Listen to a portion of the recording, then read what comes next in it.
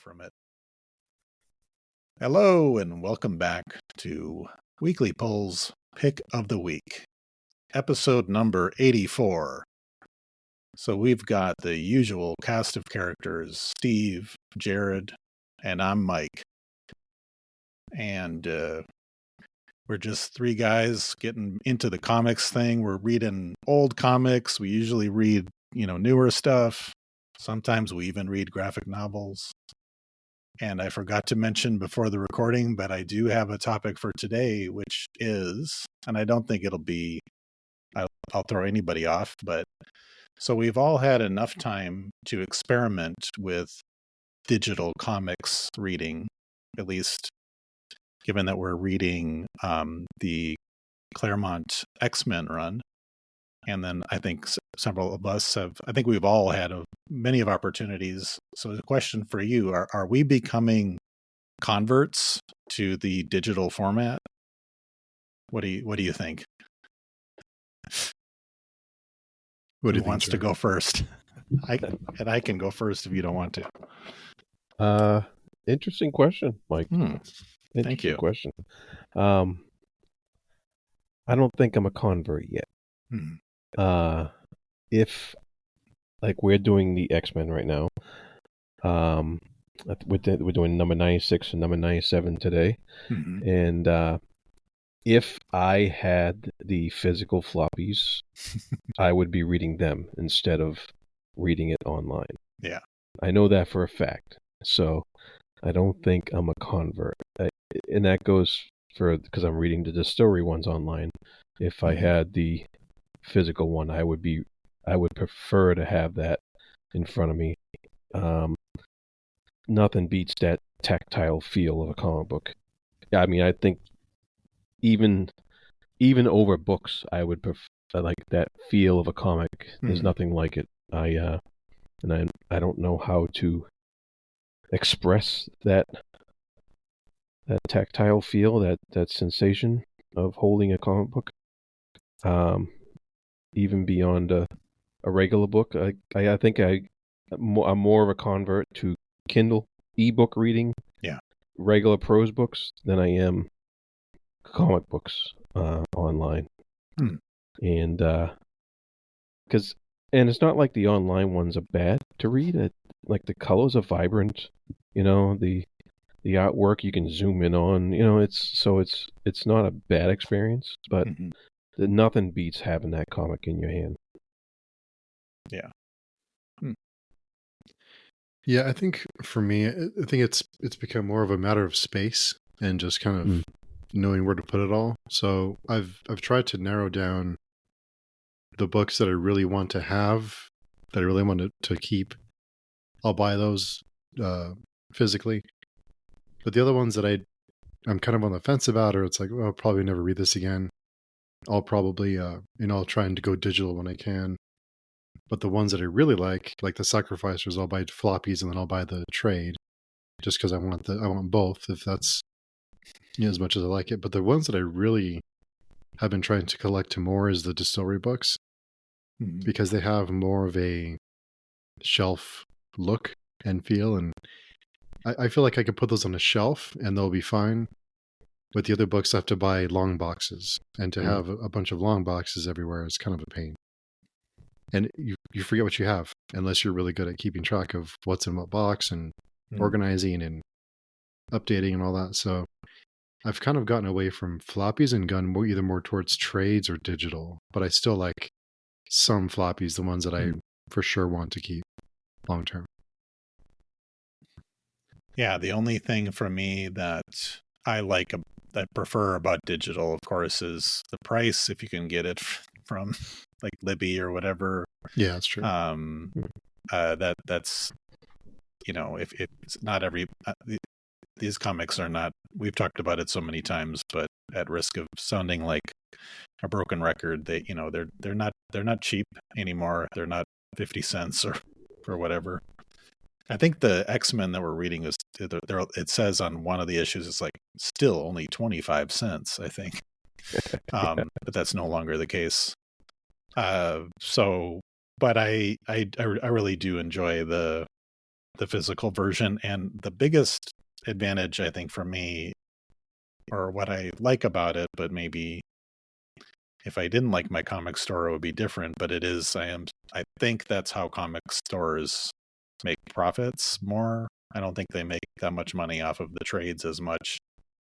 At least that's what I've heard. I need to probably look that up someday, or actually, but I will miss out on that completely. Just getting the digital versions, I won't even interact with these people who I mean, I feel like we're like friends or something, you know. Obviously I'm a customer. But these are people that I talk to, and I'd want to keep coming into the store. But yeah, I do also prefer the hard copy, floppy, whatever we're calling it. I'll just give an example. I was reading 1984 for some reason, George Orwell's 1984. For some reason, I was reading that recently, and I was reading the digital version, and I was like, I just have to get my hands on some kind of a physical version, and I got an old paperback, but I don't know why. I was like, I just got tired of reading it digitally. I think part of the fun of collecting comics specifically and having physical copies of things is that comic book store experience, if you can find the right one. If you have one in your area, which there are fewer and fewer, but if you have one that you enjoy going to, that you enjoy the people there, there's just the camaraderie and the community that you can kind of, it becomes a routine, and it's something that you look forward to. And I think that really adds to that whole experience. And I think the comic book stores that aren't surviving is really a detriment to a lot of collectors and people who enjoy that experience of going to the local store every Wednesday and getting their pull list and talking about the latest comic books or the latest movies or whatever. So I think that's not a good thing for comic book collectors. But there's still some out there, so hopefully you have one in your area. You can, like, for me, I don't have that many on my pull list, but it's still good. It's still a experience to go and, you know, have those people there. Yeah, that's one of the things I miss a lot, because I really don't have one that's that I can go to without really going out of my way. Yeah. And I actually miss that, because I also miss the fact that, and I'm not sure if they do this at your local stores, but I used to be able to, like, bring in a box of comics that I needed to make space and I wanted to get rid of, and just, here you go, you know, can I get credit for something? And I would take whatever, because it's a space thing. I'm not looking to, you know, make any money off of these things. I just wanted to get a little something out of these old comics that I can't keep anymore. And I miss that. I miss that aspect of the brick and mortar store that I used to be a part of, you know. And it's that is a unfortunate side effect of a lot of stuff over the past 20 years with stores going out of business. There used to be a comic book store in my area in Lowell, almost within a mile of each other, like 3 or 4 of them, and now there's none. Wow. And it's really a sad time. Yeah, in fact, I've been taking a few books down to my local store and getting credit, and you know, I have a few books left over. But yeah, you turn the books that you aren't going to read anymore into books you will read. So it's a fun thing to do. And yeah, so I think the moral of the story is, if you do have a store in your area, try and support it if you can, even just to go by and buy 1 or 2 issues, or buy a trade, or spend a few bucks. I mean, you don't have to break the bank, but, you know, drop a few bucks on a book or 2. Yeah. Cool. You guys ready to start the list? Yeah. Go for it. All right. So the first on my list for the week is Absolute Flash #2. It's written, of course, by Jeff. I've heard Lemire. I'm not sure, but Jeff Lemire. And there seems to be a lot going on in this issue, and I think some of it is I'm not sure what's going on, because I think it ties into the mainline Flash titles. and I'm a little bit lost on what's going on. But from what I can tell is there's some shenanigans going on with the Speed Force and kind of parallel universes and timelines and stuff, which I always thought was really interesting for the Flash. All the timeline stuff, how he can, like Flashpoint and all that stuff. I thought that was the most interesting kind of storylines that Flash was involved in, is the Speed Force and how it works. And so that was always something that I was a fan of. But here I'm a little bit lost. I'm not really sure what's going on. I'm still going to hang on to reading this, and I'm still going to pick up the next issue. There's just a lot that I just feel like there's an inside joke that I don't understand. So, which I guess is kind of, rewarding people who are fans of the Flash, who know what this, and maybe I'm just too dumb to understand, which is completely possible too. But yeah, so I'll continue. I'm hoping that it works out, and I trust that Jeff Lemire will kind of pull it all together. So I'll stick around. Yeah, I did not get a chance to pick that one up. So I'm more on the fence than I was before. If I'm gonna, because I liked the first one, but I was a little bit confused. So, well, my first comic that I will be discussing today is Hello Darkness #9. I'm curious, Steve maybe is not continuing with the series, and I think one of the reasons it's good that we have these chats is you can maybe make this decision based on what you're hearing. So the big question that I had after I think #8, when we learned that the Garth Ennis, Becky Cloonan ongoing, very short series ended, was, are they going to bring in another big name, or to kind of keep us interested, keep us going? And to my knowledge, there's nobody of that caliber here. I will not say I'm versed on everybody's name, but there was maybe one story that I liked. There are many stories. So for people that don't know, this is another anthology series.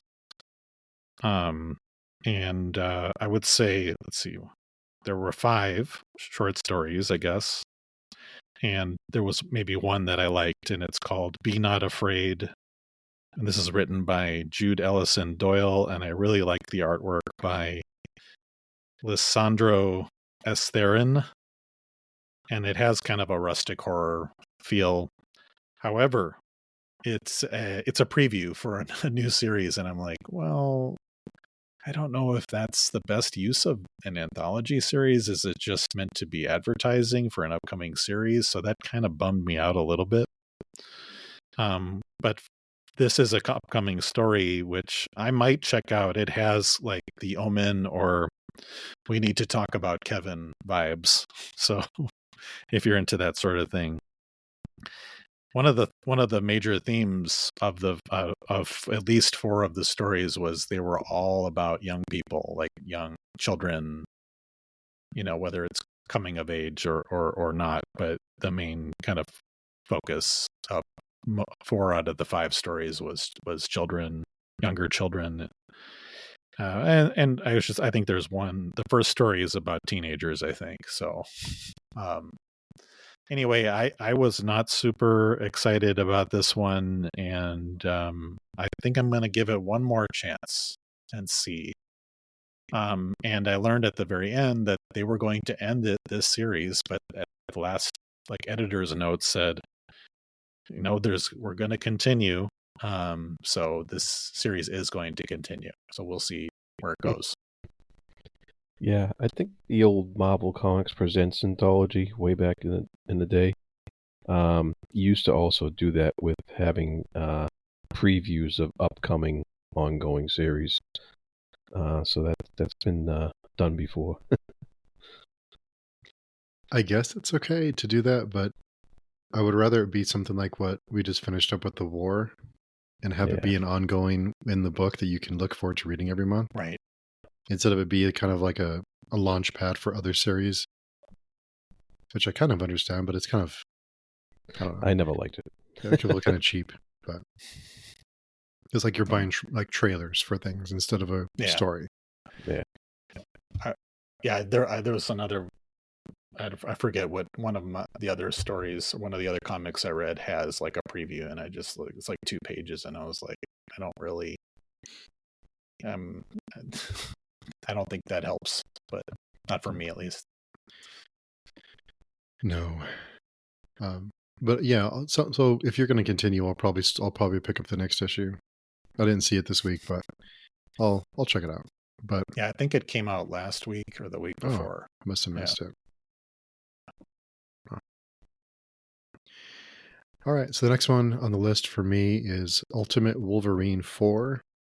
This one is told in the first half, maybe a little bit over half of the story is told through animals, through a Wolverine and a bear, and they're fighting each other, and then you realize kind of what, because during the Wolverine and the bear fighting, you're witnessing kind of this nature attacks kind of thing, and there's people talking in the background and people panicking in the background, and then you come to find out why the people are saying what they're saying, and you come to so you realize where it's all coming from, and it's kind of neat the way that they all put it together, and I thought it was kind of cool. I'm still really enjoying the artwork. I think the artwork is really good by Alessandro Cappuccio, and yeah, we're getting more insight on Wolverine and on this version of Wolverine and what he where he came from and what his purpose is. It's really heavy into kind of the Weapon X kind of approach, with him being kind of controlled and being programmed to do certain things.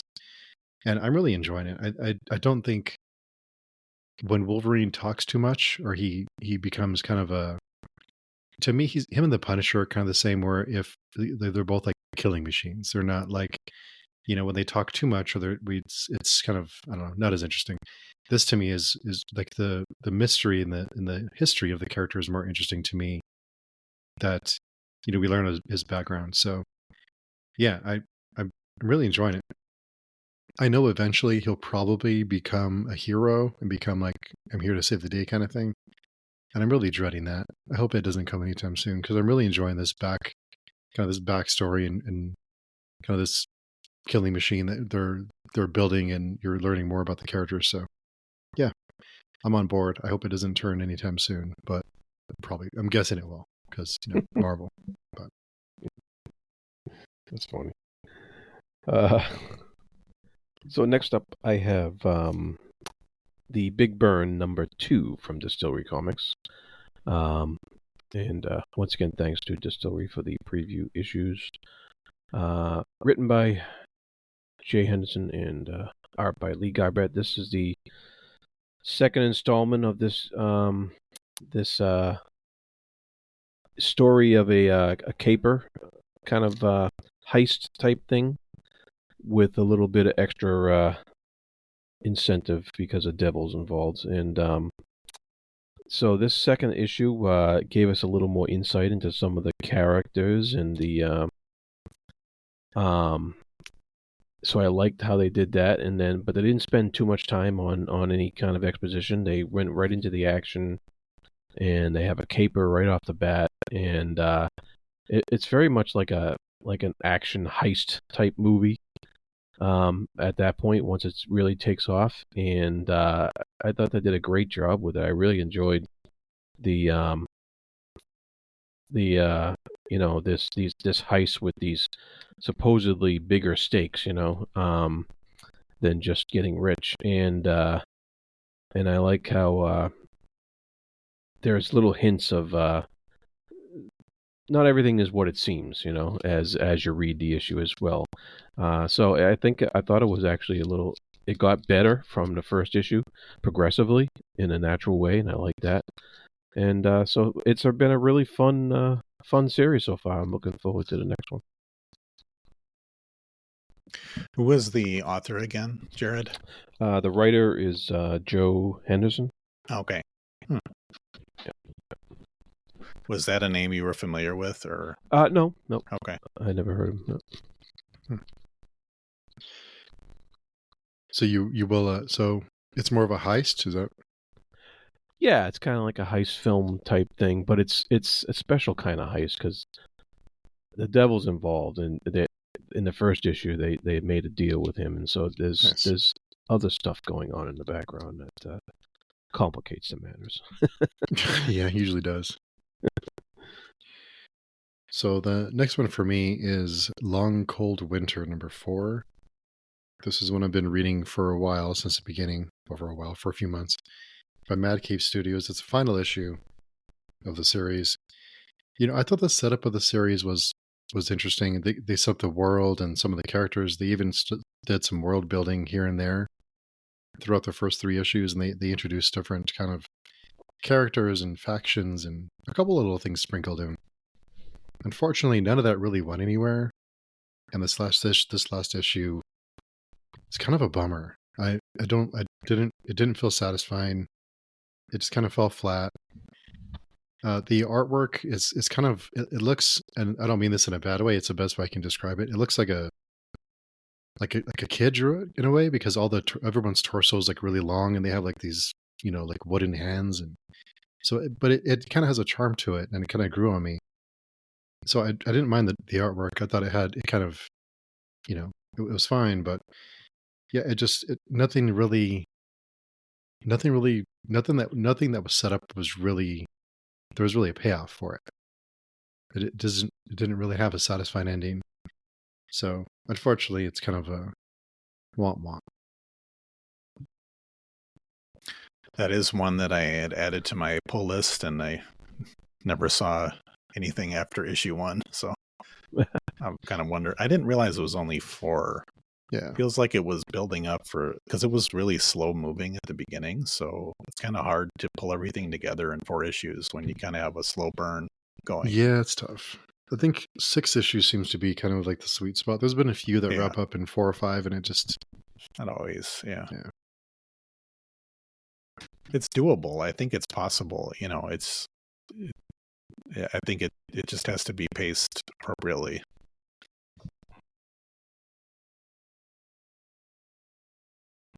Okay, so that's me. I'm up next with Cruel Kingdom #4. I did not read #1 through 3 because I don't know. I think I missed #1, and then I was listening to you guys, and you were just raving about it, and here I pick up #4, and just like both of you had said, this one probably wasn't the best time to jump in. This maybe it wasn't their best outing, if you will.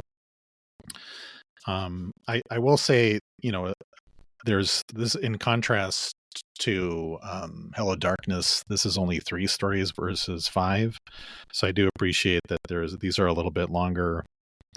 And I would say I like the first story better than the other 2. The first one is called Headmistress, and it's just kind of wrapped up too quickly and maybe abruptly, but I really like the artwork, and I don't know, I just, something about it I liked, but the other 2 just maybe weren't the best for me, just didn't work for me. And there is one that's kind of like a Cinderella pastiche or whatever that just I don't know, I didn't really just I guess it's a well-worn territory, but I didn't know if they did anything new here. So I think this is, as you said, this is the last one. So I don't know. Well, should I go back and read the other ones? I might. I don't know. But I'm just glad that I gave it a chance. Maybe there's a reason why they put these stories at the end. Yeah. 1 and 2 are fantastic. Yeah. The first 2 issues, really great. You could, probably skip 3, but I would. Okay. For some good short stories, 1 and 2 were just great.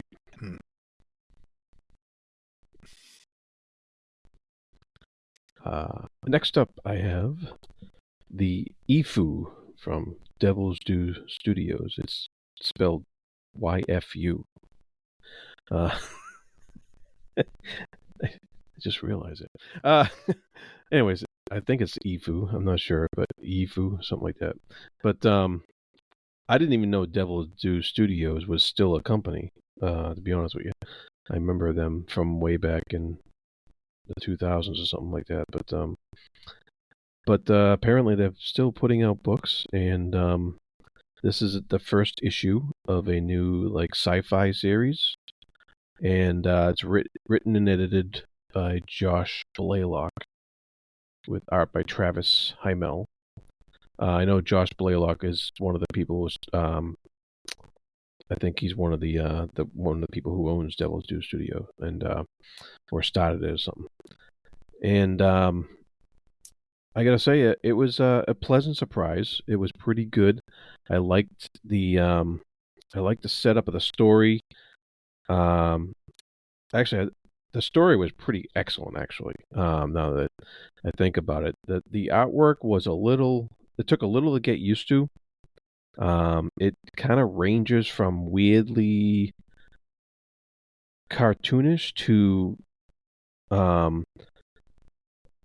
strangely I don't know, dark and inviting in some ways, and it's a strange mishmash of styles, but it's consistent and it doesn't take you out of the story at all. So that's good, and so it might take a little bit to get used to it, but I think once you do, the story keeps you engaged and keeps you reading along. I really like the setup. This guy is kind of like he's like a kind of like a specialist to go in and help colonies with growing their crops and stuff like that. And he's there to help people out. And then he runs across something that's very strange and gives him well, I can't give anything away, but things happen when he runs into this other. I don't even know if it's an alien or a person or what have you. I'm not sure exactly who this or what this thing is he ran into that offers him something, and it was an intriguing setup, and I want to check out number 2 to see where it goes, because I think if done right, it could be a really cool story.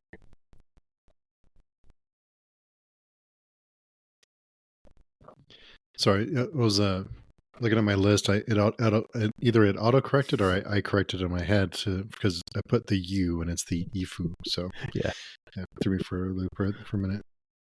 I didn't see that one at all this week. I have to keep my eyes out for that one. Yeah, Devil Due is they're a small studio, so I'm not sure if all the stores would carry it or not. All right, the next one for me is The Hive number 3. It's by Image Comics. So this is another series that started off, I thought, really well with there's like different groups of people, almost like organized crime, or at least organized crime. But there's some connections with bees and how the organization is set up with the hierarchy and the different abilities of certain people, and they recruit certain people who have these abilities, and it's all related to bees somehow. And this third issue was really up and down. The first half, I thought, the series has a tendency to get kind of in the weeds with it, with different kind of politics and maneuvering and background, and it kind of gets weighed down by all this extra stuff, and it doesn't ever really move forward. And then the second half or so of the book really kind of focuses on the characters and kind of starts filling in some blanks for the reader on what's happening and how things work. And you start discovering things that kind of need to stay engaged with the story. There were a few really I thought kind of silly sex references in this one that kind of had my eyes rolling, like, why? This seems really out of place. But it is all tied into that kind of thing. So I guess I get it, but it just kind of bothered me. But this one, I'm not sure if I'm going to continue with this one. It's not moving. It's not really moving along. It feels like we're kind of stuck. And the second half or so really kind of put some wind in my sails with kind of some hope that this will get going. but I'm on the fence with this one. If I'm going to continue, it'll be kind of a last minute kind of thing. Interesting. All right. Next up, I have The New Gods, number 5. This is a series that I have been enjoying quite a bit, and surprisingly am still enjoying quite a bit for a DC comic. I was a little worried when I saw the cover to this one, because it has the Justice League Unlimited on there on the cover, and I was like, oh no, I really don't want them to be that tied into the Justice League and the DC universe, because they've been doing so well. And I know, some of the New Gods are, like Mr. Miracle himself has been tied into the DC universe, but the writers and the artists just kept chugging along with this story, this really cool story, and it's just all making perfect sense, like in a good way, like in a way that and I don't mean it making perfect sense in that it's simple. It's making perfect sense in that it just flows well. It feels good. There's like exciting things happening. There's history thrown in there. Still, you would think they would have historied themselves out by this point, but no, they're still giving you little nuggets of information from the past. And there's heroic sacrifice. There's battles, and there's even a prophecy with a child and all that. It's just it just keeps coming with the writing, and the story's moving along great, and I'm enjoying the heck out of it. We'll see how it goes with this. I'm always worried because it's a superhero comic that it's gonna get bogged down with the Superman and the what have you, but if they can handle the appearances of Justice League members as well as they've handled the rest of this book, then hopefully it will continue to be a winner. And the artist too, I love how he just seems to instantly change art styles to suit the story and move on to the next aspect of the story. It's the same guy, but man, he can draw whatever he wants, this guy, and it's really incredible. I'm really enjoying how this book is put together and how it's structured and written. It's really a surprise, and it competed with my pick of the week for my pick of the week this week. But I thought it was separate artists this whole time, because it's drastically it's very different art styles. Yeah, no, it's always this guy, Evan Cagle, and oh wait, no, I'm wrong. All right, guest artist. I didn't see that one. Oh, okay. So there is a guest artist in here. Okay. All right, so that explains that. But didn't miss a beat. It suited it perfectly. The cover did have me worried. I didn't get to it this week, but because we've talked about that before with like Swamp Thing, when the mainline heroes come in and it's like, they kind of derail the story, but it's good to hear. Go ahead, Mike. Oh no, there was a couple of randos that showed up in the Swamp Thing. Oh yeah, you'd have like Batman just show up and then he'd be gone like the next page. It was like, oh okay. Yeah, it's really dumb. So the next one for me, before we get into our picks, is, I don't know why I fell for this, is Youngblood Deluxe #1. So for those who don't know, Youngblood was one of the first issues that came out that was released for Image in, I think, 92, 93, something like that. And this is back when really, I think now in the past 10 or 15 years, I think writing has really taken this kind of front and center of kind of what's considered quality as the writing is. Of course, the artwork is important, but I think writers now are held in higher regard. I think most of the time. Back then, it was all about the aesthetic. It was about the artwork, and maybe because I was like 12 years old, I didn't really give a shit about the story either. But, we had, like artists like Jim Lee and Rob Liefeld and Todd McFarlane. They were everywhere. They were celebrities. They were on all the talk shows. They were on commercials. It was insane. With all that said, Youngblood, I went back a while back and I tried to read the first issue and I made it like 2 or 3 pages in. I thought, oh, this is really bad. So it turns out that they are relaunching Youngblood.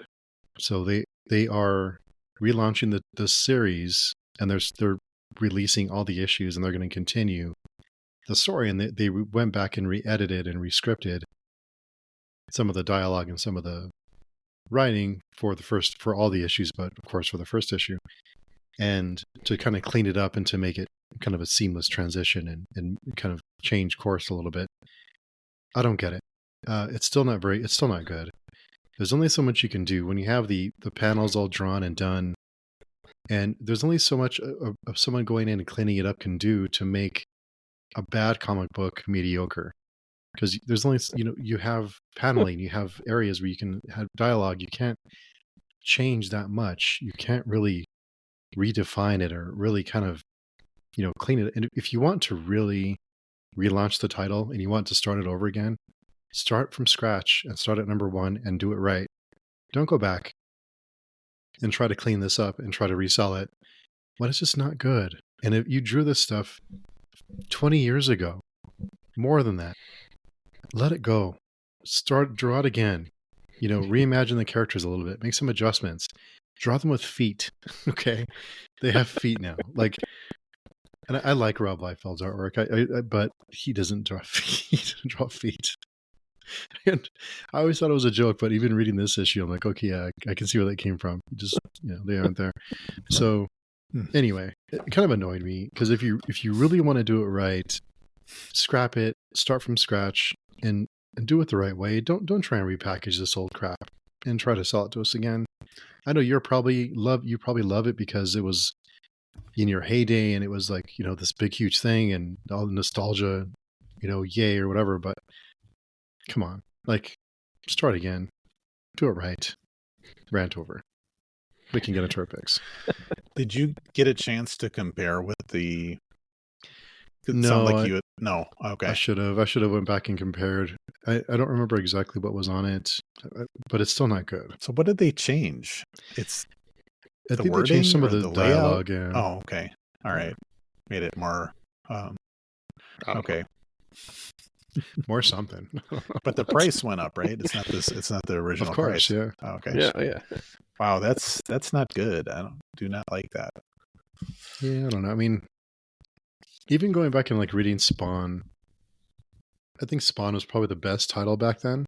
And even going back and reading it now, you can see where it's like, yeesh, it's just, back then it was great because, probably because I was 12 years old and I loved it. But going back and reading it now as an adult is like, well, this is not very good. And Youngblood is just not very good. So. That's funny because I'm a little older than you are, Steve. So I was already an adult when this stuff came out, and I did not like any of the Image stuff. Yeah, I thought Spawn was okay. I thought he was my favorite one. The rest of them, it was more about the visual. Yeah, absolutely. They had no business writing this. They had no business writing books. Yeah. Oh, they learned their lesson. They brought in writers later. Yeah. After the comic book industry collapsed. Yeah. Yeah. Fascinating, yeah. So that brings us to the picks of the week, and I will start us off here with Geiger number 13. So I was pleased to see that Gary Frank is continuing as the artist. I've grown to really love his work. And there are some, I don't know, I'll just say this is for those of you that are not aware, this is a kind of post-nuclear world, and he somehow is able to make a post-nuclear, post-apocalyptic, World War III environment look beautiful. So I don't know how he's doing that, but he had moments of beauty, and then obviously there's a lot of kind of grotesque violence and things like that with mutated beings and animals and whatnot. So there's just something great that he is bringing to the artwork here that I pushed it over for me, and that's why it's the pick of the week. I will say the story is also fine. We are getting more on this newly introduced character who's like a Lady Geiger. I think her name is Ashley, and we get to learn more about her backstory and motivation. And we start to learn that we maybe start to question her motivation, why she's helping Geiger.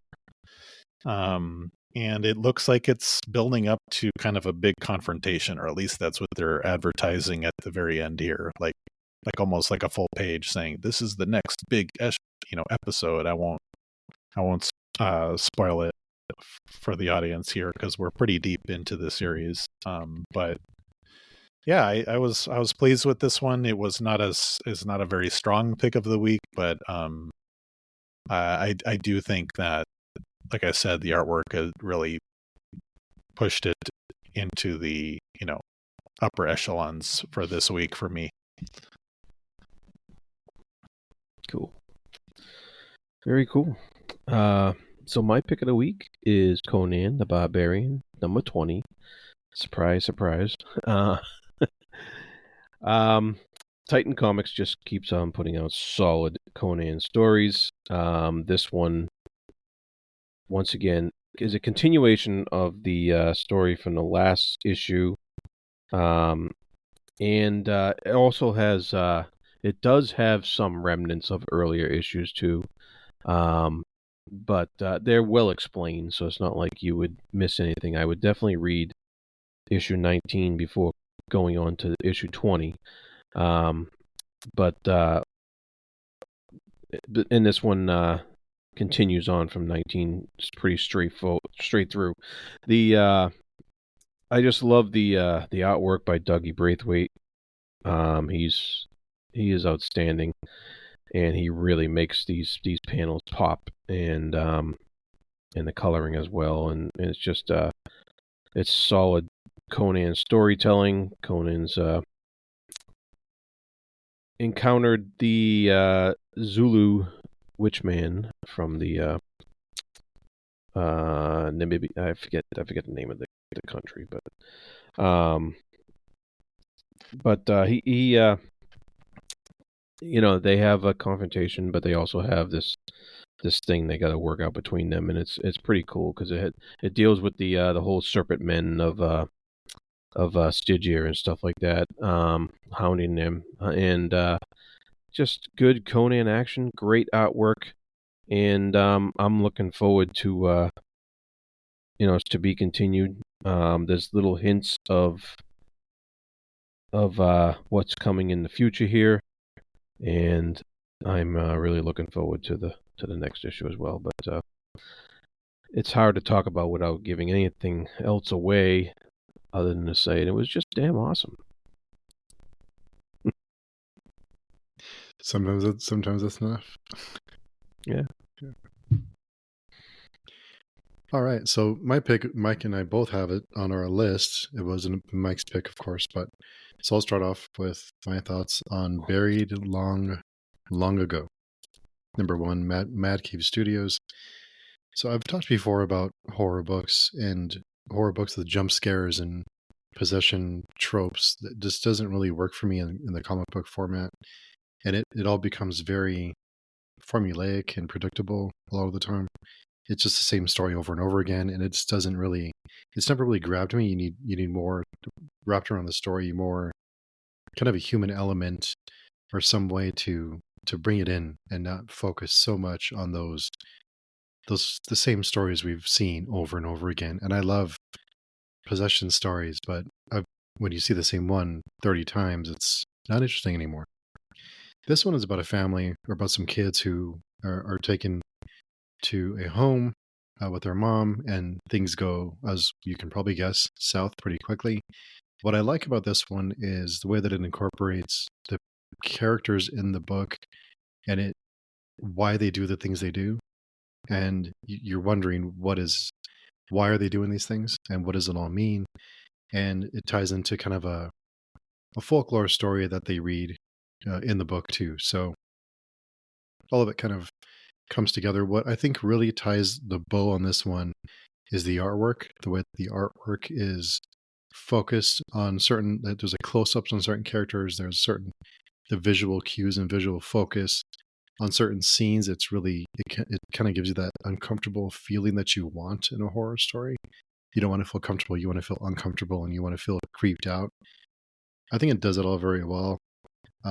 But yeah, the human and emotional beats in this one is really what pulled me in. Where other books recently, like was Haunting at 1600 Penn and some other ones, you couldn't really sink your teeth into the characters. You never really got attached to them the way that I did in this first issue. So yeah, I thought it was a good first issue, and obviously I'll be continuing. My only gripe is the reveal of potentially what may be the villain. It's kind of okay. We've seen this a lot lately, but that's the only thing. So I'm hopeful that it doesn't go down the same road and get trapped in the same kind of formulaic storytelling we see too often in horror books with comics. What about you, Mike? Yeah, I'm very curious what your gripe was about, but maybe we can discuss that later. Yeah, I too appreciated the artwork, and it reminded me a little bit of Jason Burrows, but maybe it was the artist that does the Ice Cream Man series, and I forgot, unfortunately, his name. But I just thought the artwork makes it. We have moments with these three girls here, right? And and kind of at their world, at their level, and how they're, how they're seeing the world, for lack of a better term. But and then it kind of brings us into these much more creepier characters. And the other thing I would mention that I liked that maybe you didn't mention, Steve, is there was something that I thought it was going to go one way with, but it went a totally different way. So I appreciated that. I guess maybe the one thing is that maybe didn't do it for me is that I've been reading way too many of these kind of horror stories, but it is doing something differently. And I also like this one, and this was close to being my pick of the week as well. Yeah, I like that it starts off. If you just look at the first page, it looks like you're reading a fantasy story, but that's kind of the fairy tale that they're exposing us to, which then kind of comes full circle. So I thought it was well done on its own. It's a good comic on its own. Like I'm curious if they can keep it up. So yeah, definitely. Speaking of Jason Burrows, I forgot to mention this at the top of the episode, but we do have a text or a kind of a written interview, I guess, with Jason Burrows that is on the forum or on the website, pagechewing.com. I'll leave a link in the description for it, but he's one of my favorite artists, and I was lucky enough to ask him a few questions, I think 12 or 13 questions. And so anyone who's curious, I'm always ranting and raving about how awesome Jason Burrows is. So it was a treat to get to ask him some questions. So go check that out if you have a chance. We should have started with that. That's a huge interview, Steve. Awesome. I'm a pro promoter, podcaster, etc., etc., etc. Make sure you put it on all the social media platforms. Oh yeah, I'll get right to that. That's awesome, though. It's really cool. Great. So, are we ready to get into Uncanny X-Men? Yeah. 96 and 97. Yes, I think yes. That's it. Yeah. I've not been tracking the numbers very well, so I see the next one is 98. So. Yeah. So back in I'm trying to remember the year these came out. This was like 70 something, right? 75 or 76. But yeah, these two issues were, I don't know, I don't think they were as powerful as the last two. I think they were okay.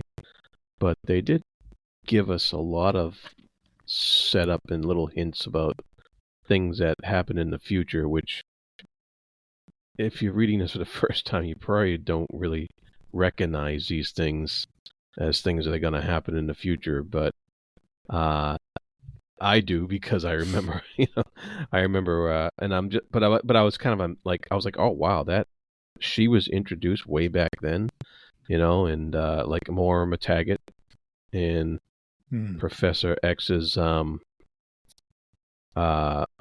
little hint of a past relationship between them, and also we get a hint of some space adventures to come, with dealing with Scott Summers. We get a little hint of something that happened to him in the past, and that's going to come out in the future as well. In number 96, we get introduced to this jerk in the government, Dr. Lang. He's quite clearly the bigot against mutants, and we also get a little taste of Wolvie complaining about 10 years of training in the Canadian military, and so all that kind of stuff was introduced in number 96, and we have the recap of Thunderbird's death, and Cyclops, blaming himself, of course. So I don't know, what do you guys thought about these issues here? It turns out Thunderbird's death did have an impact, so I was, which is nice, because you want a death like that, you want it to not be just like, oh, well, it happens. So there was an emotional impact, and it did affect Scott Summers. So yeah, the one thing I was wondering about that. Is she like an assistant or a secretary initially? Her last name that you said was McTaggart. I knew there was something going on, but I was not quite sure. So yeah, Charles brought her in to be like a housekeeper. Okay. But then the next issue in 97, you saw that they had a past relationship of some sort. They knew each other from a previous time, and they didn't really get into how or why, the details, but there is a reason why he brought her on, beyond just she can clean house as well. I'll also add one of the, and because you just mentioned it, Jared, you mentioned Scott Summers, but we learn, I didn't know, maybe I should have known, but I was not aware that Cyclops had all these brothers, and one of them is Havoc.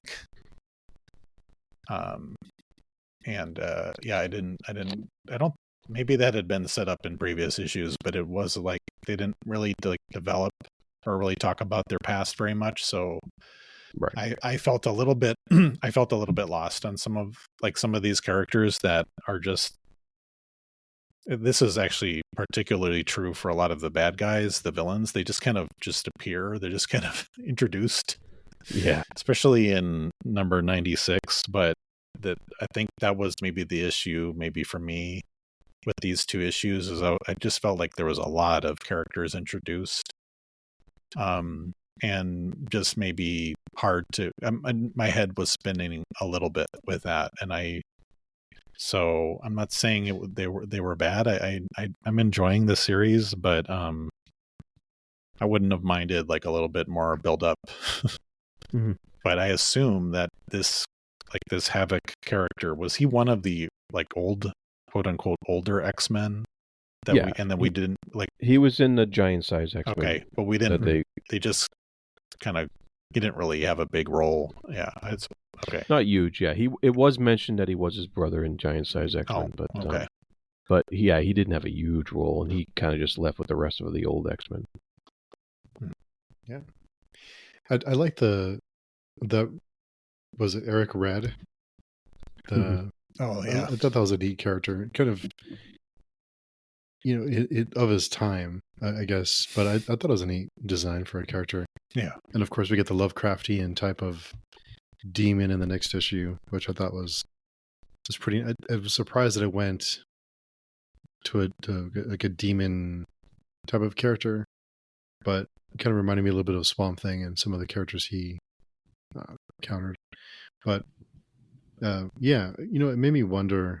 Well, other than the dialogue being kind of its time, I mean, you can't look back and laugh at it too bad, because it was what it is, and it's one of the more classic runs in comic book history, probably. But I wondered if this book was being published now, just the way it is, would it be successful? Yeah, that's a good question. I don't know. It definitely was a book of its times, and it would have to be published as like something as this is a throwback book. They would have to like announce that, in order for something like this to work today. I think.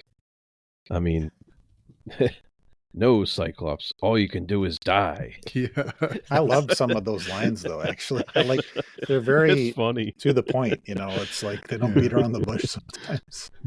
They make me laugh. I don't think that's what it's meant here, but I love the way this is written sometimes. Yeah, I mean, this is 50 years old, right? Yeah. Oh, wow. Oh yeah. So you just can't really compare it to today. And for the 12-year-old in you, that works. yeah. It works perfectly. It does.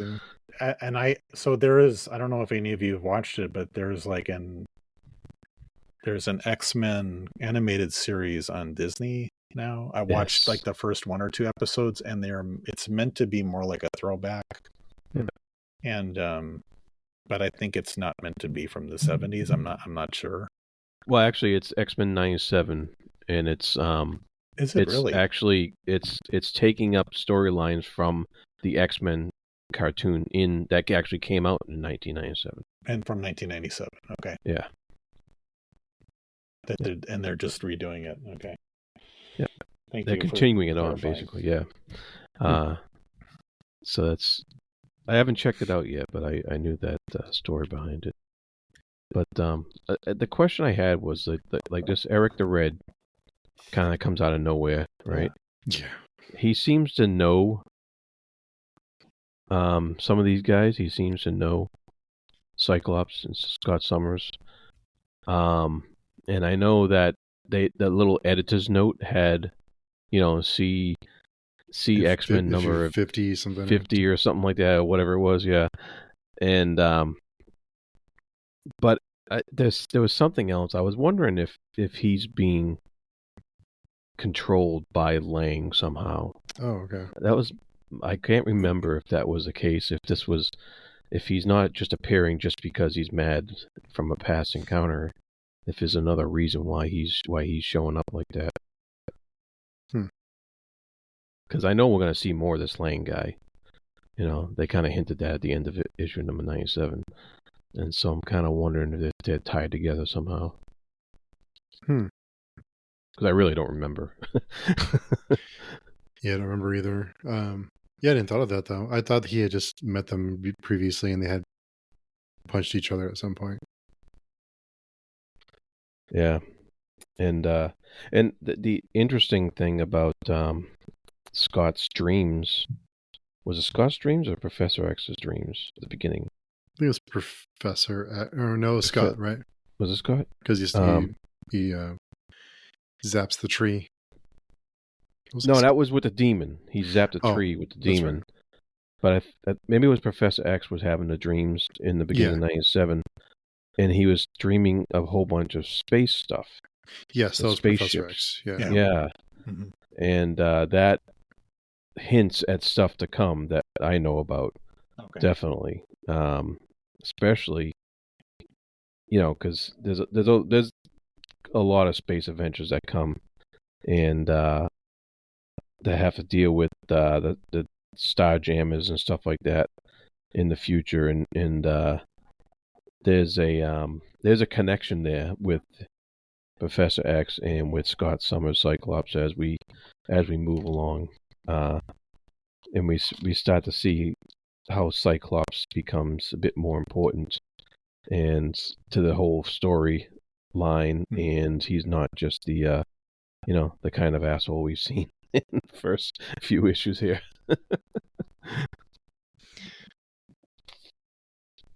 Cyclops is a different kind of character for sure. He has his ups and downs through the years. Yeah, he's just like a type A. Yeah, kind of tense or whatever, like high strung, I think. But I think he means well. I think the question for you all is, he felt bad about the death of now I forgot his name. The guy. Say again. Thunderbird. Thank you. Was it really his fault? I don't think so. No, it wasn't his fault. No. But when you're the leader, it's like you take it on. Yeah. Well, we'll see where it goes. I do feel like they're just throwing a lot at us. I think even with that dream sequence you mentioned, Jared, I just went back and read. I liked that. I was like, but then it just never comes back to that. So I'm glad to hear you're giving me more hope. I'm so glad that we're reading it with you, Jared. You seem to have a good memory as well of what, but like I will, the last thing I wanted to mention is, Jean Grey is kind of just like a side character here. But maybe that was the case earlier on, because I know it doesn't seem like she does anything actually. She'll do a lot. Yeah, I know she's important, but she's just like kind of there, just hanging out. Yeah, that's an interesting observation, Mike. And that's kind of what I'm looking to get out of you for reading these for the first time, is how you observe it. And you're right. You're getting a lot of different things thrown at you. And I don't know if that was how they did things back then. They threw a whole bunch of crap against the wall, and they wanted to see what stuck, and maybe they'd flesh it out later if it became popular, because there is a lot of stuff in there that and some of it always doesn't seem to be related to anything else, but so that's interesting that you pointed that out, and I find it. I'm having a good time getting your reaction reading it for the first time, so. Yeah, this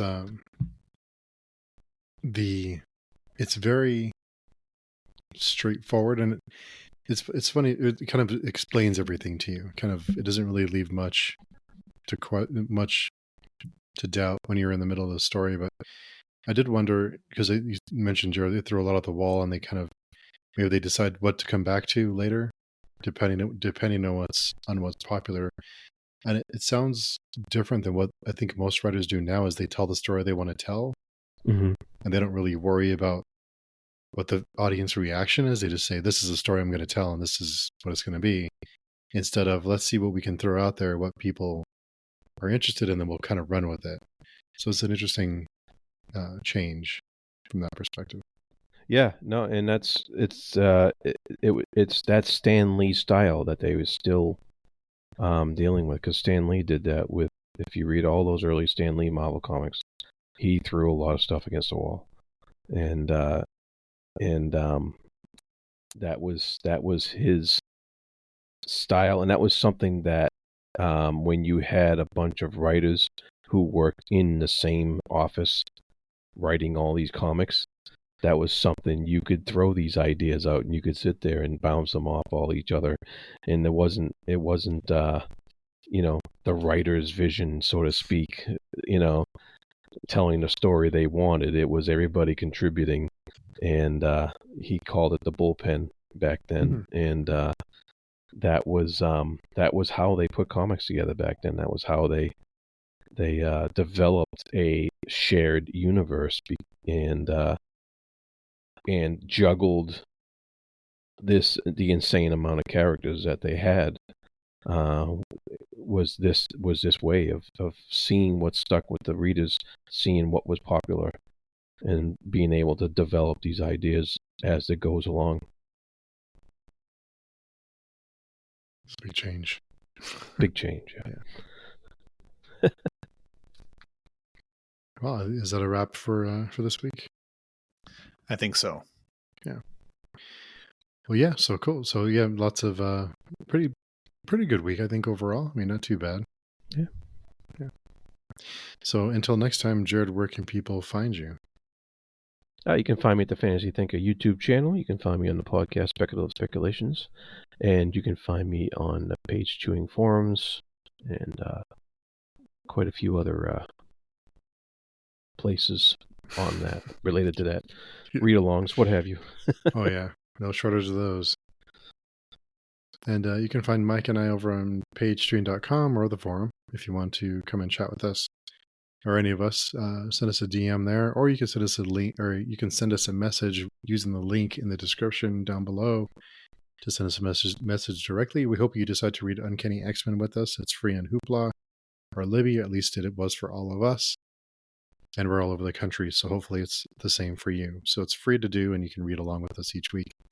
And communicate with us and let us know what you think and how you enjoy all the goofy enemy threats and I will destroy every country until they pay me what they can afford kind of thing. So anyway, yeah, until next week, we will talk to everyone soon, and we hope you find your pick of the week. Bye-bye.